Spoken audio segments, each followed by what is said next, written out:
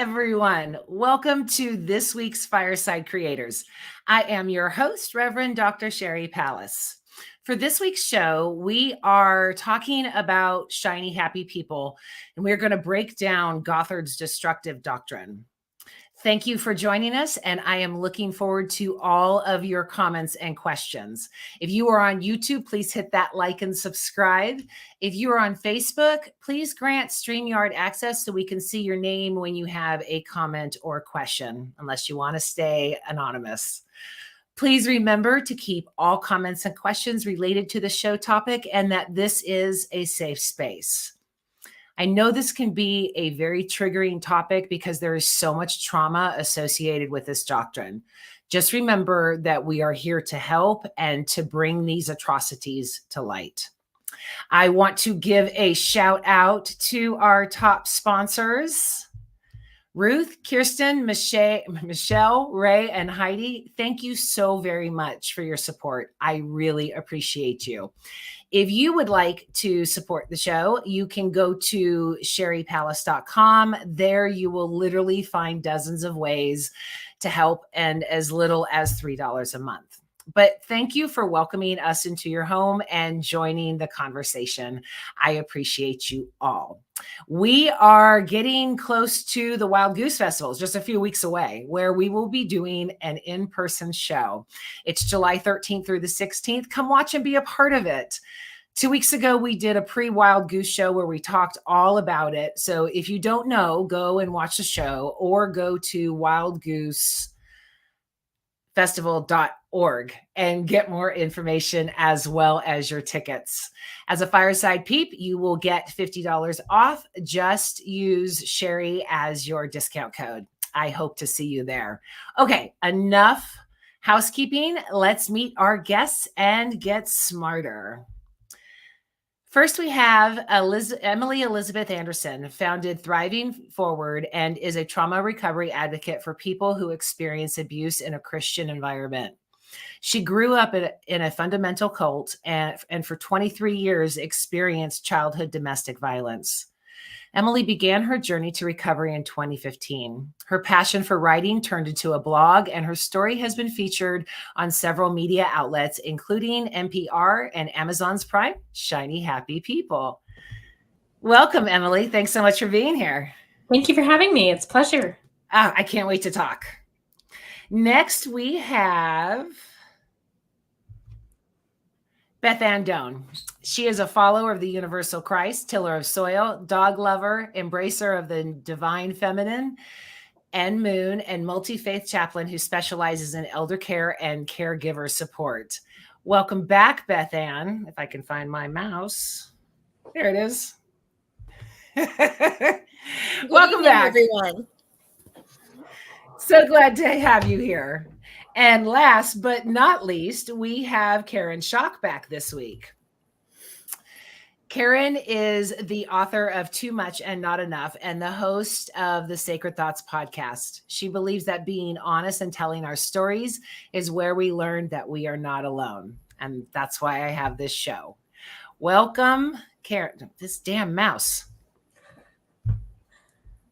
There we go. Okay. Hello, everyone. So this show was triggering. And one of the things that really got me was I was not a part of the IBLP or PL. I was not a part of anything Gothard. In fact, I just learned his name a few years ago. But it was my church. That was everything that these kids in this series was about, was just the doctrine of my church. I mean, I was sitting there going, who is this guy? The timelines are different from what it shows on the internet and what the series stated. So I'm not sure if it was based on him or if he just capitalized it and spread it wider. Emily, you were on the series. Let's start with you. What are your thoughts? IBLP was created by Gothard in the early 60s. He did it all, and he created the homeschool programs, and the entire film is about the organization he created, the teachings that he created, and then how that spread into just beyond IBLP and into a lot of mainstream Christianity too. Yeah, and that's my point. I'd never heard of IBLP. Growing up in this environment, it was, I mean, one of the things that triggered me the most that I'd completely forgotten was my mom, out of anger, would say, "You're such a mercy person. You're such a mercy." And that, I mean, when they said that in the series, I was like, oh my God, this really was. But I'm too old for Gothard. So I'm not, like I said, I'm not sure if it was just my church and he took those and ran with it, or if the dates are off. Karen, I know it affected you in your childhood the same. What are your thoughts? Yeah, it affected me, not necessarily in my childhood, but in my child rearing. So Okay. Coming from it, from the aspect of through our church, and started homeschooling. And then once I started homeschooling, other women in our church went to a Bill Gothard conference, and then all of them started to join or whatever, become ATI members or however that looks. And so watched them go from being friends, and then me just saying, I'm a misfit. I don't fit into any of this. But it was so triggering for me because we did a lot. We did a lot of what he taught just by being around it. We did a lot of what he taught. And I just want to go on a big apology tour because I just feel it's so hard. I mean, the whole spanking and then saying I love you and God loves you. I mean, I had a paddle that at one point I tried to cut. I thought if she hit me with it and it broke and it shattered. And then I was like, oh my God, I can't cut it. She's going to see the cut marks.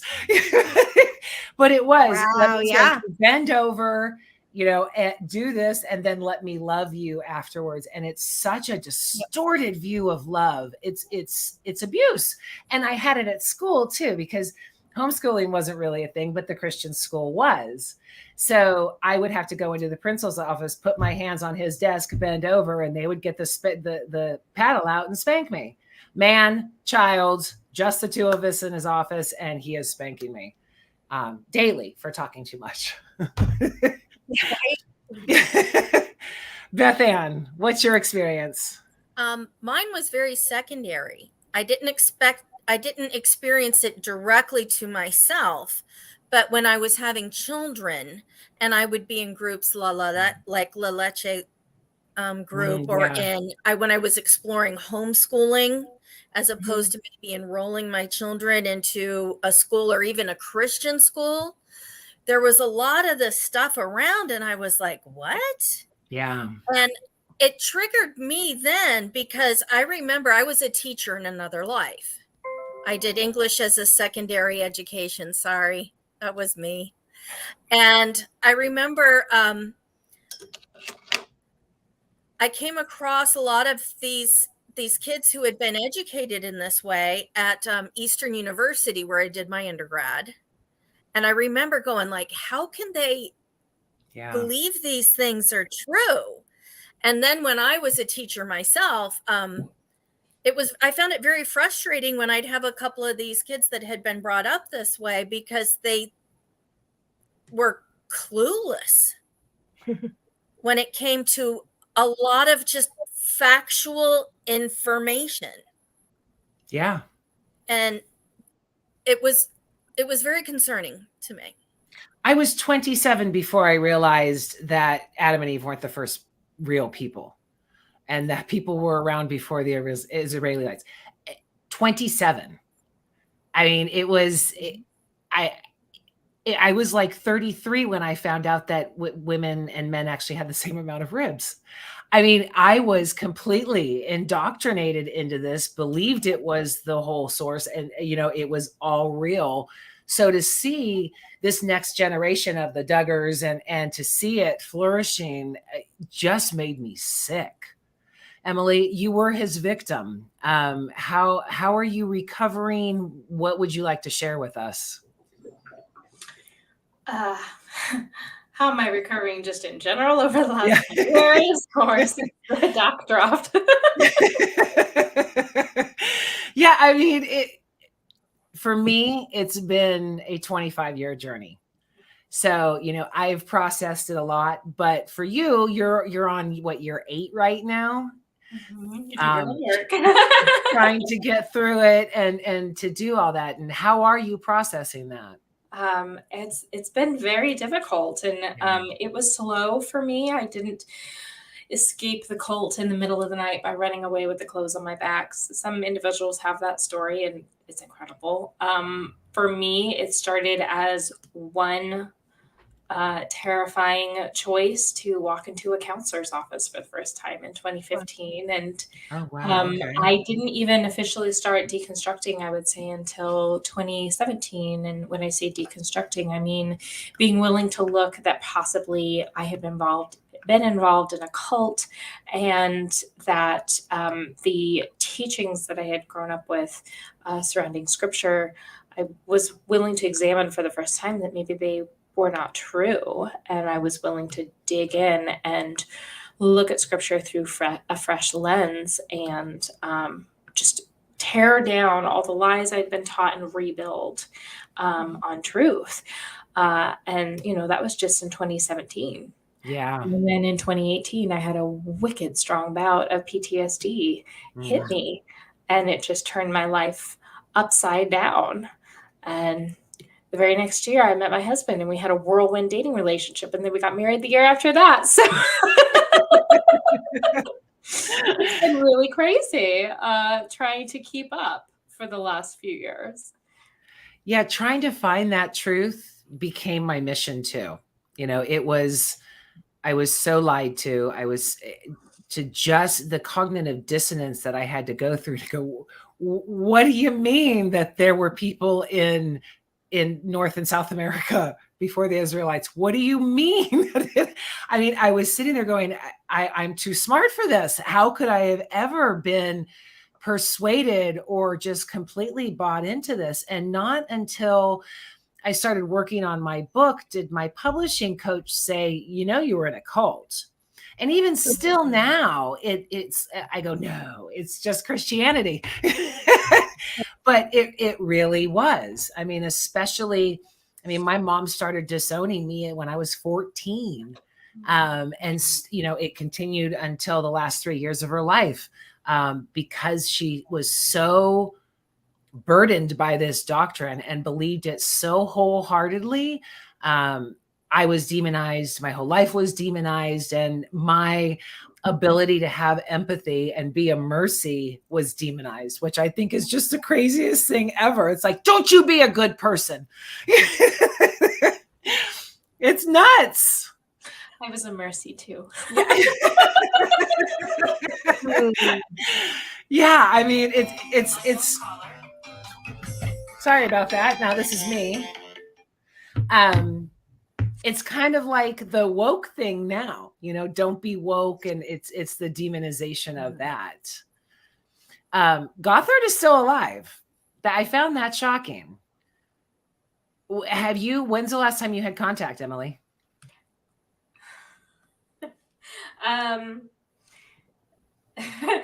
Officially 2013. Wow. I've had some Okay. phone calls since then. Have you really? Yes. Did he reach out or did you? I reached out. Okay. And like a come to well, Jesus you didn't know thing? it was me. Let's say I didn't personally reach out. I listened on the phone as a friend made a phone call, and I listened. I was there in person, and I heard his voice. And I was not afraid, that's for sure, which was surprising. It was surprising. The last time I heard his voice was honestly just weeks ago. And I was like, wow, I thought I would really get freaked out and triggered. And I wasn't in the least bit. But officially, the last time I had a conversation with him was 2013. Wow. That in itself must be a process. I mean, I kind of divorced that God. Well, I officially divorced him at 27. But again, growing and trying to dismantle that doctrine. Again, I discovered that other layer just watching the series. Karen, what do you see as the most destructive part of this? I guess I maybe have a question for you, Emily. I'd like to know, how you're doing, like, with people from that are still in it, or that are still like coming at you for, doing the show, for talking about it, for I've read some of your blog or some of the things that you've written. I've actually seen, it was cool, I've seen a couple of the younger people that I know have been posting your Thriving Forward and some of your posts, and I'm just loving it. I'm like, okay, this is good. But I feel like I'm getting it, as a 53-year-old, I'm getting it from people like saying, what are you doing? Like, why are you coming out against Christianity or against Jesus or against God? Like, I just like to hear how you're doing with it. I have family members that I know are so disappointed in me with the book that I wrote and that kind of thing. I just wondered how you're doing with it all, or if you have any words of advice for this old lady. Well, doing the documentary certainly came at a great cost for me, and I lost some relationships. There's been some redemption too, though, because people that I haven't heard from in years have reached out to me and have extended apologies to me and said, I'm sorry, I didn't believe you, because I know now that you wouldn't go on Amazon Prime if you were lying. The cost is, too great. And it was so wonderful for that to be recognized. But I certainly have gotten pushback from other individuals too. And I one of the best pieces of advice that my therapist has given me is to not take to heart criticism from people that you wouldn't take advice from. Yes. So good. Yeah. So I've learned to separate from that world quite a bit and learned to separate from the haters. I'm also always just, because I'm in such an intense season of growth and I have some incredible mentors that are working with me at all time. Sometimes listen, I've got to get, but somebody's knocking at my door. Go, Karen. You can play back her answer. Sometimes we gotta do a live show. And there's my dog. Yeah, I've got 3 of them here, so I totally understand. Sometimes I get comments that hurt a little deeper, and I will go to my mentors and I will ask, is there any truth to this? Is there anywhere that I need to grow in this area? Yeah. Sometimes they tell me yes, and other times they say, no, don't listen to it. That's ridiculous. That's not who you are, Emily. So I'm always like checking in with people that I trust and that I actually look up to and that I submit under them for guidance and mentorship. And I'm wanting to learn from them. And if they say I'm okay on something, that I'm able to just push back that criticism and say, look, I don't value what that person values. And, we are just going to have to agree to disagree. Yeah. Yeah. I mean, the interwebs can be gross. I mean, totally gross. And to see the keyboard kings out there just issuing the hate and never have, I mean, I published an article a couple years ago and a memory was in, and it was about the same thing, the purity culture, all of this, and how I was raised to, trying to find the word that's right, to be impressed that older men wanted me. That I was to allow them to assault me because that was a woman's way. It enabled my husband to rape me. He wouldn't have considered it rape, of course, because God ordained it and everybody said we could. So to break down those types of things and to be in that type of submission, like I find still after all of these years, still finding types of things like, oh, that's why I did that. That's why I, like any man who liked me was like, okay, I guess I'll have to be with you now for like ever, because that was the doctrine. If the man wanted you, then that was God ordained and God gave you that. And I must submit. just getting my voice, just getting my own ownership of my body was life-changing, and everything that goes against all of this doctrine. Beth Ann? Yeah. Where are your snaps tonight? My snaps. I'm just deeply listening to people right now. Okay. And I'm practicing my ministry of presence. Okay. And being an ally and just affirming with you. And the thing that really has me, I was actually talking to my therapist today. And I said, I have had such a simmering, percolating rage that's just under the surface these past couple years, that's just been building and building. And I am so sick and damn tired of the abuse and the grief and the lament that women have been carrying that was never ours to carry to begin with. Yeah. But yet we're affirmed for doing so. Yeah. We're applauded for doing so. And I remember watching the Duggars, and I remember one episode, and the girls were young, like 12, 13, 14. And the producers were talking to them about about the mail they had gotten and the proposals of marriage they had gotten from men, grown men, older of age, should know better men.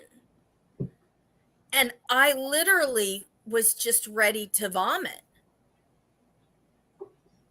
And that the patriarchy engaged in that. The producers were engaging in that. Yeah. And bringing forth that. And the producers should have known better, but they were feeding into it. And I wanted to ask Emily, like, how insidious do you think this type of ideology is? And the attraction, especially, like, we get it for men. Men are attracted to it because of patriarchy, control, all misogyny, that, abuse. Nothing's going to happen to them. What do you think is the incentive for women, or is it that they've been conditioned since they were very young not to know any differently? I would say, at least personally for me, it was a matter of conditioning. Me too. Yeah. And just, it's what you're told from the very beginning, that you have one purpose, and that purpose is to bear children and to be a support for the man for the mission that God has given him. And that is all you're allowed to do in life. And everything belongs to your husband. Your money, your property, your assets, you're a piece of property that gets transferred from the father to your husband. There's, in IBLP, there are frequently, and I know it's not just IBLP, but in IBLP, there are frequently portions of a marriage ceremony where it's called the transfer of authority, where there's this like whole thing that where the father gives this speech like right before the the vows are given, and he like physically takes his daughter's hand and puts it in the groom's hand and says, like, I transfer the authority over to you, and you now own this woman. And I think for the most part, women aren't told that they have any other choice, and this is what God designed them for. Yeah, I mean, it was a gift. I was chosen, by someone I didn't choose. They chose me. And right after I had my son, I tore during childbirth. So I had an extra long recovery after childbirth, and he didn't care. He wasn't abiding by it. And I vividly remember one time crying, saying, please, I'm in so much pain. And he said, this is my God-given right, and you must submit. over and over and over again as I'm bleeding because he's tearing me again from childbirth. It never stopped him. And I say these things and it sounds like I'm speaking of such a horrible person. He has passed. And I guarantee you, if he was here, he would laugh at me and go, Sherry, that's crazy. I never raped you. But that's exactly what it was. Yeah. I am so sorry that you experienced that. Thank you. Likewise. I mean, it's like I said, I'm on 25 years now. So it's been, a process, tons of therapy, tons of healing, and putting the blame where it's due. I don't believe for a second that he thought he raped me. I believe that he thought that he was doing God's will. And that's just sick as fuck to me. But that's what this doctrine produces, that it justifies it. It perpetuates it all the time. And without women even owning or knowing their bodies. Karen, are you taking notes? I am actually. But for me, like I wasn't conditioned. I jumped into this crap. And so it's weird to sit here and I'm like, oh man, like even it's humbling and almost shameful to even sit here with you three women hearing you. But I didn't know. Well, no shame. What I wanted. There's no shame. Yeah, no shame. Know what you didn't know. Yeah. Didn't know. Right. And the thing is, I loved God. Like that was the biggest thing, was I wanted a relationship with God. This is where I found it. Like, this is where, with these people, it's kind of that same thing where, okay, well, if you're going to teach it, and I had older siblings and different people in my life saying, this was the church, this is the place to go. I was 24 years old, and okay. And my husband, we both jumped in. He was raised Catholic, and I needed to know how to do this. And I had no personality to be a Proverbs 31 woman. Like, I was the opposite of that. I was loud. I didn't know how to cook, barely. Definitely didn't know how to sew. Definitely, like, none of the things. I never woke up before dawn, like all of the things. And I was trying so hard, like, and it messed with my brain. And then it was anxiety and depression that came along with it. And then it was, okay, well, now that's Satan in you, like, or that's a demon, like, we'll pray out the demon and all that kind of stuff. I wanted so badly to be like them, and I was such a misfit. But I was on my bathroom floor so much, my dirty bathroom floor, crying out to God, asking me to change me, to be like them. Like, can I be like Michelle Duggar the show wasn't out yet, but there were so many women in our church that were like that. They had that personality, like they just could do all those good things. It was so fake though. And what did you ever know? I mean, like, I remember going in, it's probably the last time I was in a real church. I've been to Unities and stuff like that, but an actual Christian organization. And I'm looking around going, no. There's no way these people are that happy. There's no way. This is all a front. It's fake as fuck. And you're not nice. So you can't, nice people are happy people. Happy people are usually nice people. And they were judgmental and looking and the whole, oh, bless you, shaking of the hands. I mean, I felt more authenticity from drunk people than I did with the people in the church. I mean, it was just so, as a child, I didn't. There's my snaps. But I mean, as a child, that's how I was, Karen. I was just like you, going, oh, don't talk so loud. Don't talk so much. Don't be so bold. A man will never want you. All of those. Act things. More ladylike. We must have all had the same thing written on our report cards. Talks too much in class. Yeah. And just the sinful, I mean, my mother gave up her daughter because of this doctrine. She could not be near me because I was causing her to fall to hell. She abandoned everybody that was with her because of this doctrine if they didn't believe in it. And I know that if at all possible, she regrets that most of her in her life, because now on the other side, I mean, like I said, she's passed or whatever there is. I hope that there's some truth there, and she knows that I've forgiven her for it. There's something that I'd like to mention to you, Sherry, in that. And I hear this from a lot of people who've been in very authoritarian, fundamentalist Christian churches, where they say, well, maybe on the other side. Well, maybe on the other side. And the thing is I think all the promises of love that the Christ has for us, and I say that as in like universal Christ, all the promises of all the good things, they're not guaranteed this side of the veil. And there's no reason not to anticipate that they are not awarded on the other side as well. Mm-hmm. So I have every faith that your mother is just loving you. Mm-hmm.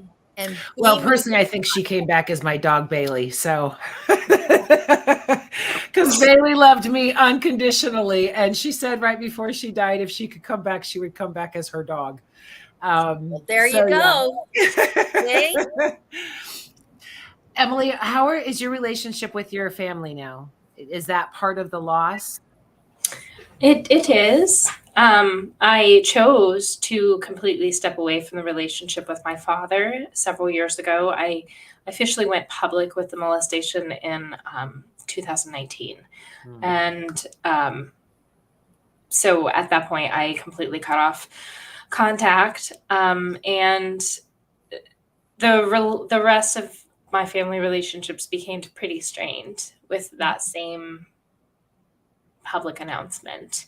And I've been shunned from a lot of family members, and I have a few that support me and have relationship with me, and then I have others that I have to be very careful with what I say so I can have a good relationship with them as long as I avoid certain topics. So lots of boundaries there for sure. But when someone speaks out against abuse for the first time, those that are connected to it in some way often want to blame the person who's actually speaking truth, because they find them as the problem. It's like, wait, hold on. You are causing an earthquake here. You're opening up the closet door and exposing all the skeletons. We can't have that. So it's pretty common for the person who chooses to speak truth first is the one that is so greatly attacked. And I've just had to accept that as a fact and not let it affect my identity in Christ and my purpose that I think I've been given to do. Well, and now I say to you, I'm so sorry that happened to you. It's the burdens that we bear because of this doctrine. I hope that we can all light ourselves up to stop it from happening in the future and to help others along the path, because it's so destructive. I've really tried not to go down the rabbit hole, but sometimes I do, of what if, what if my mom didn't have this? What if she fought for me harder than she did? What if she just loved me the way that a parent is supposed to? And I've only found that to be very destructive thoughts. The woulda, shoulda, couldas only add more shame and depression to it. So I try and turn it around on shows like this and say, okay, let's reach out to our sisters and brothers who were also affected by such a twisted doctrine. Again, I don't think that my ex-husband would have ever seen the villain in his actions, because it was so justified by the church. It's because we were both taught so young that that's the way it was supposed to be. And my tears meant nothing to a God that ordained that.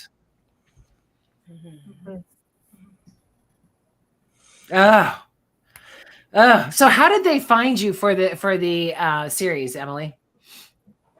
I was in a Facebook group for survivors of IBLP, and there was one day someone posted in the group and said that there was a independent filmmaker who was interested in IBLP and was potentially wanting to do a documentary, and here's her email if you want to talk to her. So I actually reached out to Olivia Christ, one of the directors, first.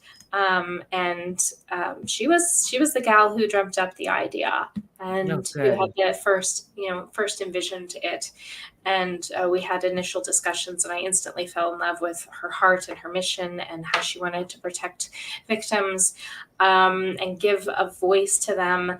And I mean, that was all the way back in 2020. So it's been a few years process before we finally signed on to Amazon and did all the filming and got it all done.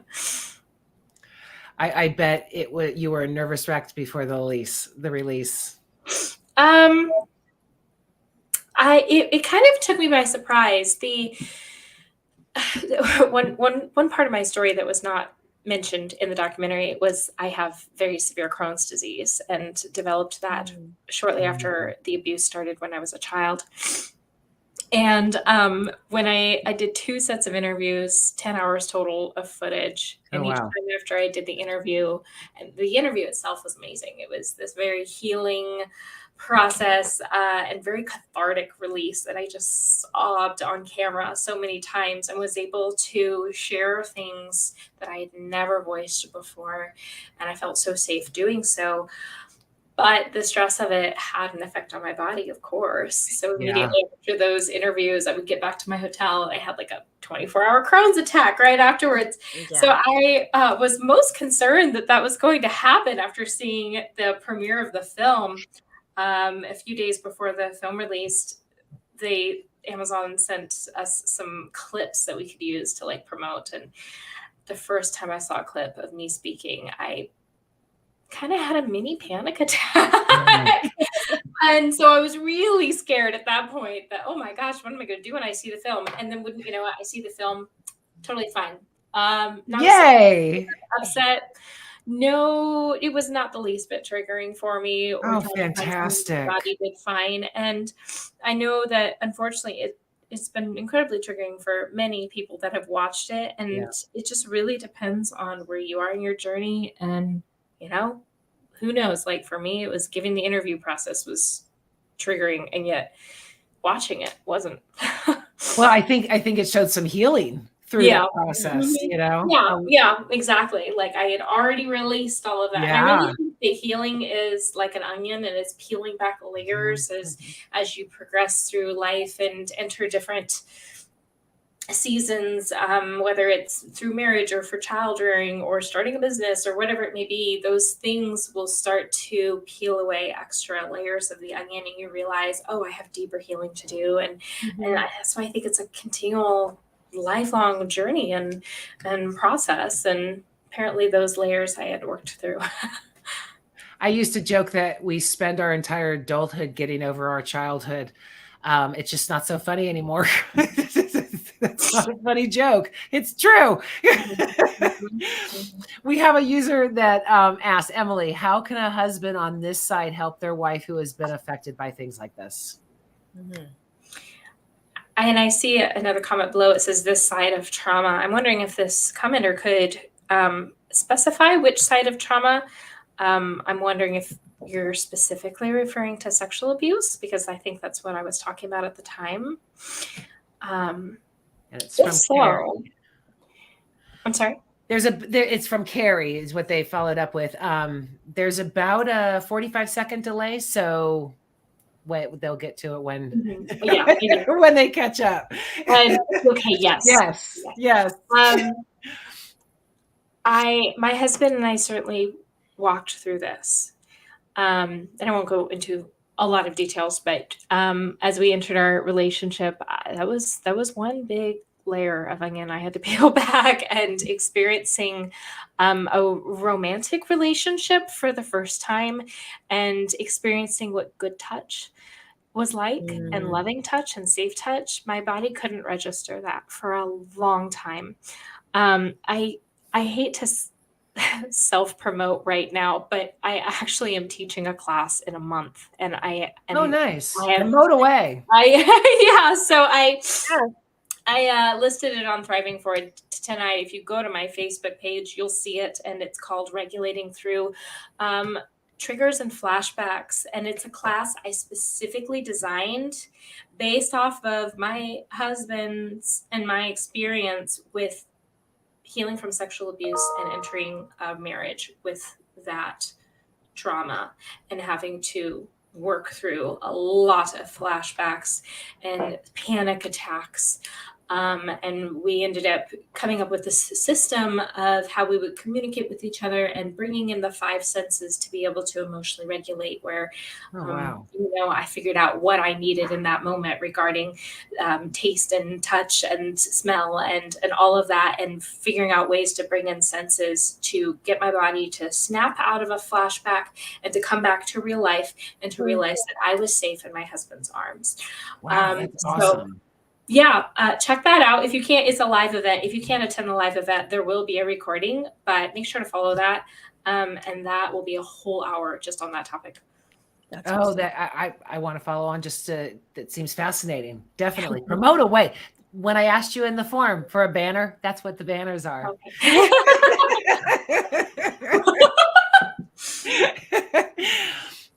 So, I mean, we have a few more minutes. Any comments, Beth Ann? Are you still just absorbing? I'm still angry. Yeah. Yeah. And I think the biggest part of me that gets as angry about it is that groups like this are putting the stamp of Jesus on it. Mm. Yep.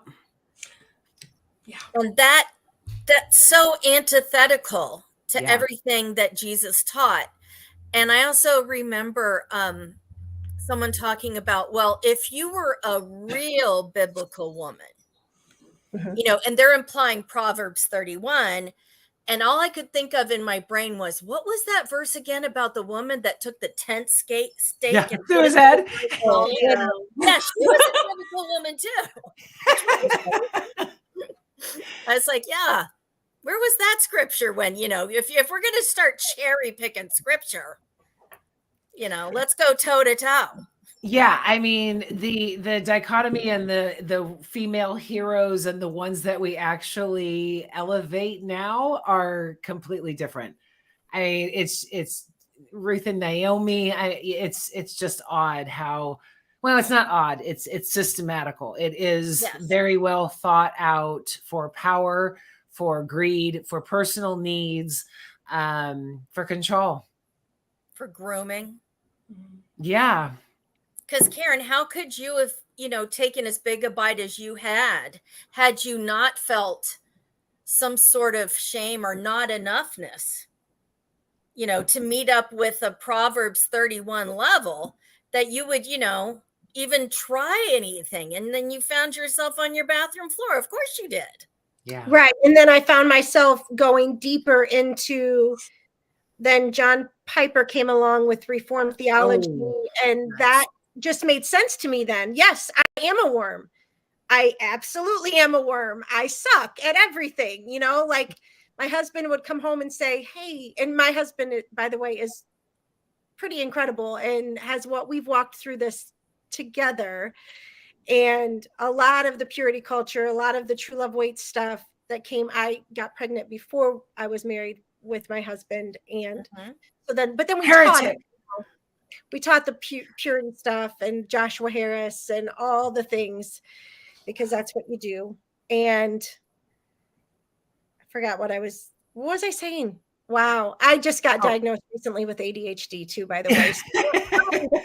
So a lot of what was going on back in the day, but that pummeled us, that threw us into Reformed theology, which even scared me more, because then all of a sudden there's no choice in anything. You have control over nothing. Your kids are, could be going to hell. God chooses. But I was more willing to believe that, because I knew I couldn't do any of this. So it just all and then just authority, church after authority, church after pastor, who's like, you stay in our church, you don't go to counseling outside of our church.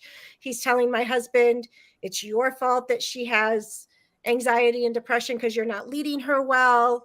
There's all the things that came from and the whole while I'm on my knees begging God. Yeah, see, for me, I just got angry and said, no, take your God, shove it. I'm not going to put up with this anymore. I mean, it really was. I just said on Facebook today, like, if this is the God, if I'm wrong and I get to heaven and God is as big of an asshole as portrayed in this dogma, I'll say, you know what? I was better than you. That is my goal, is to be better than this doctrine that they perpetuate, because it's crap. For anything that across the board makes people feel bad about themselves. I mean, how much therapy is actually going out because of this doctrine? Oh, yeah. I mean, therapists are making hand over fist because it's so traumatizing. Yeah, and we put their kids through college. They don't get therapy. Yeah. Yes. And I've told my kids several times, like, please go to therapy. Please, I've apologized to them for the wooden spoon, and we've apologized for all the different things, for the purity culture stuff, like, and they're like, we're okay, Ma. And I'm like, you are right now, but I'm fine. If you're in counseling, I'm good with that. And if, because I know it did a number on me. How could have it not done a freaking number on them, man?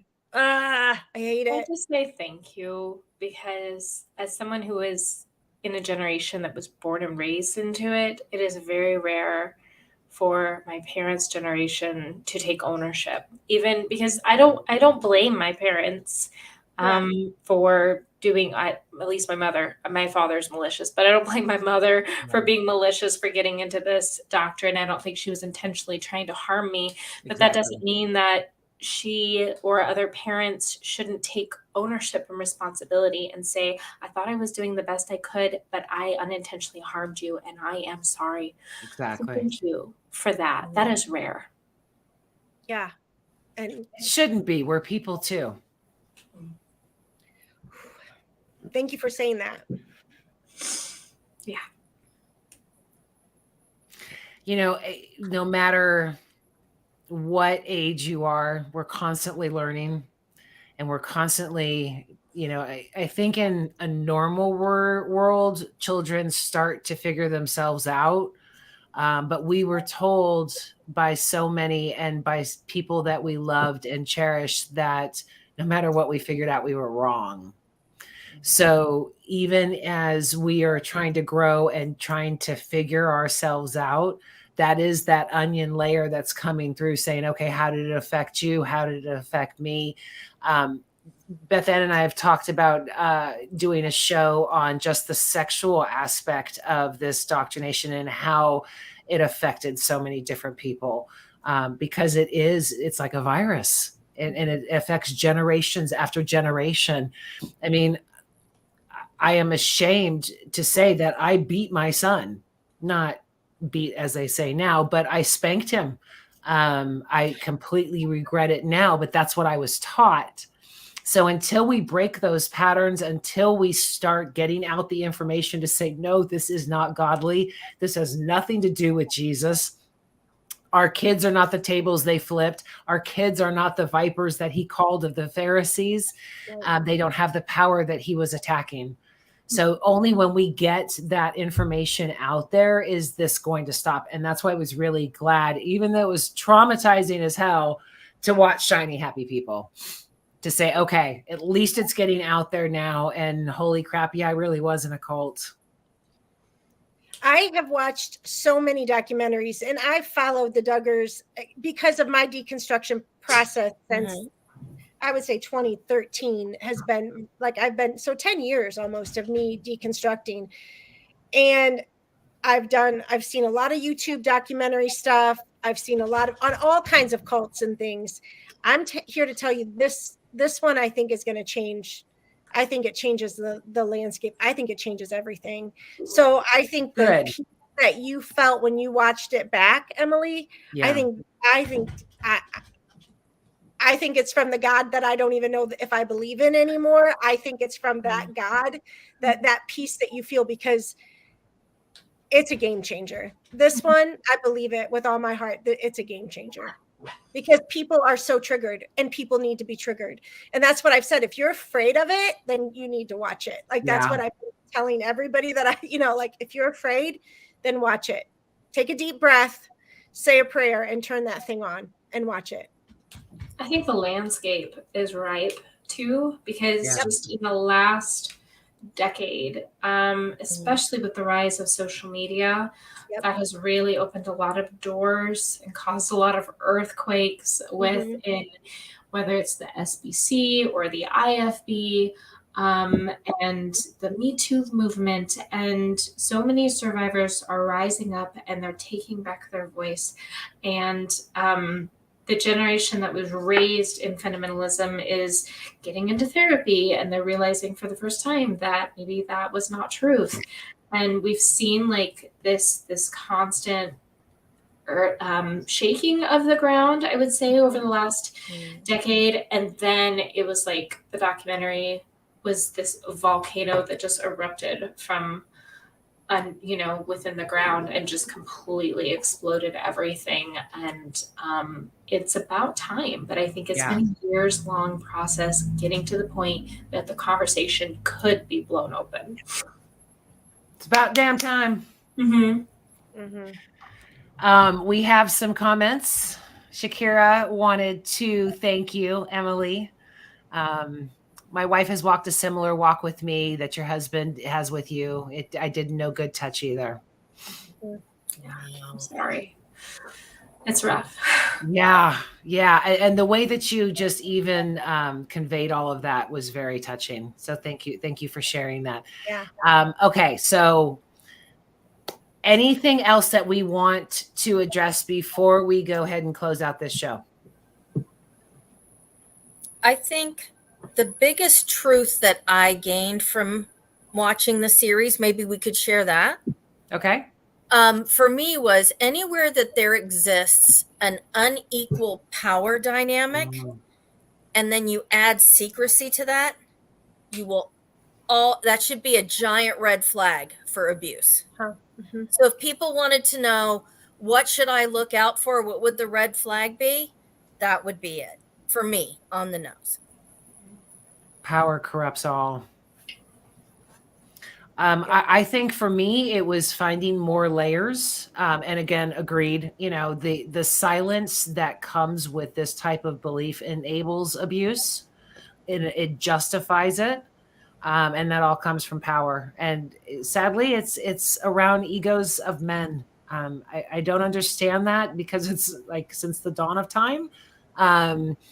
But we must get our voice back and continue to find those layers. Yeah, unfortunately, white evangelical men are a religiously transferred infection in this country. Like an STD. Like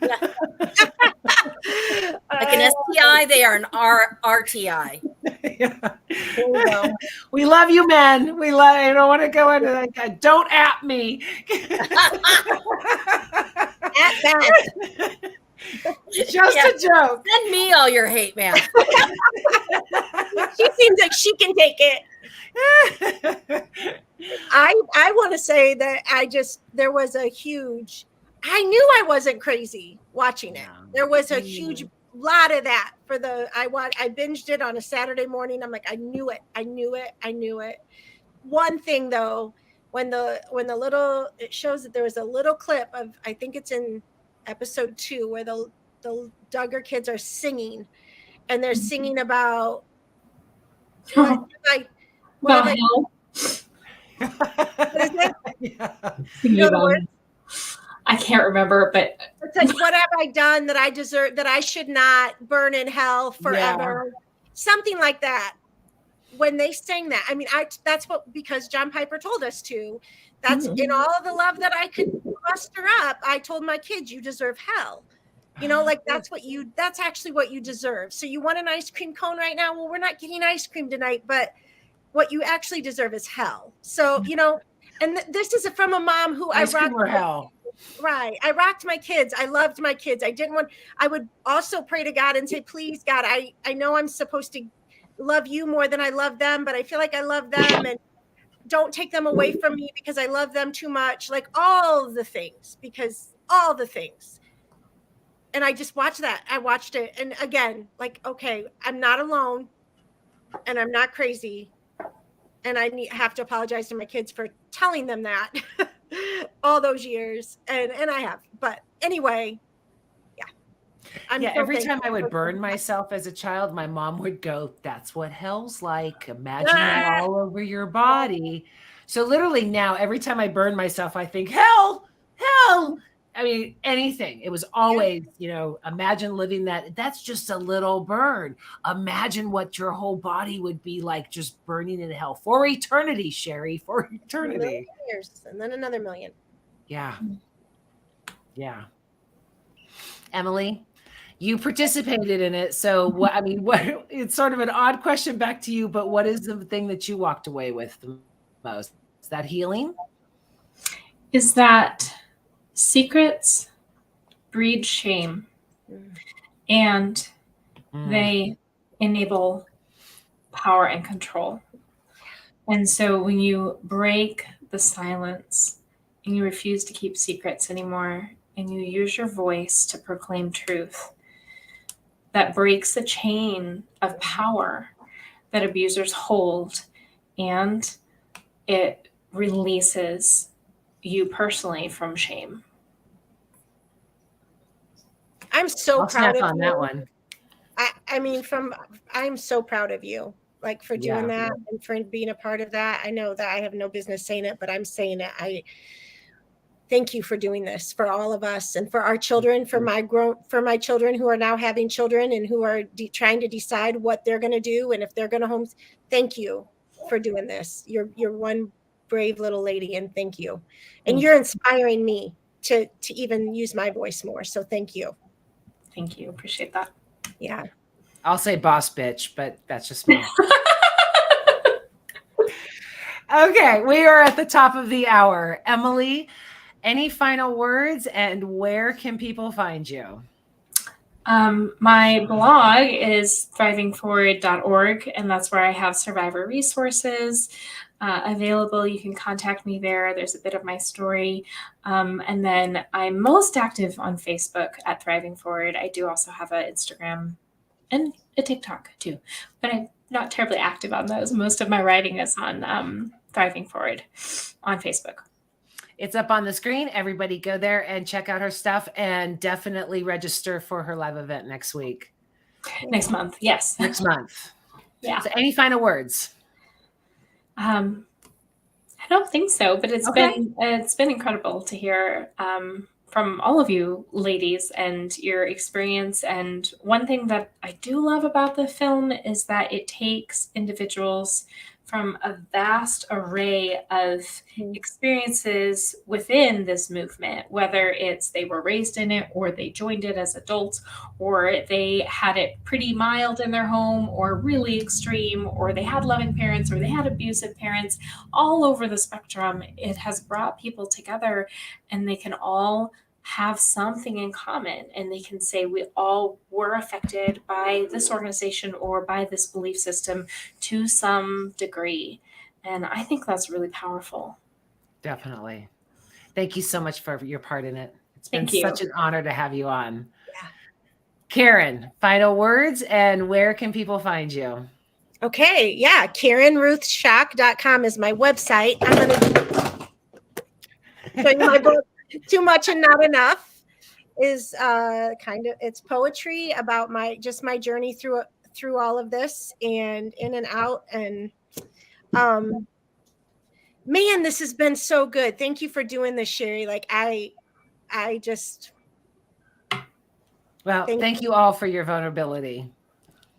Any final words? Nope, just thank you. Okay. Yeah. Beth Ann, Any final words, and where can people find you?